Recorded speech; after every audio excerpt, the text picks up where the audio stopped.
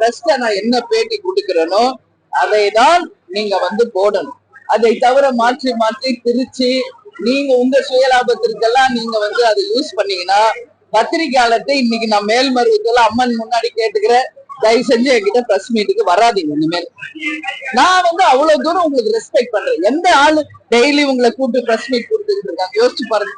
தமிழ்நாடு முழுக்க போகின்ற அனைத்து இடத்திலும் அனைத்து பிரஸையும் நான் டெய்லி சந்திச்சிருக்கேன். அப்படி இருக்கிறப்ப நான் சொல்லாத ஒரு விஷயத்தை பதிவு செய்த அனைத்து ஊடகங்களுக்கும் தேமுதிக சார்பாக என் சார்பாக என் கண்டனங்களை இந்த நேரத்தில் நான் பதிய வைக்கிறேன். எடப்பாடியாரை பற்றி அப்படி சொல்லவே கிடையாது.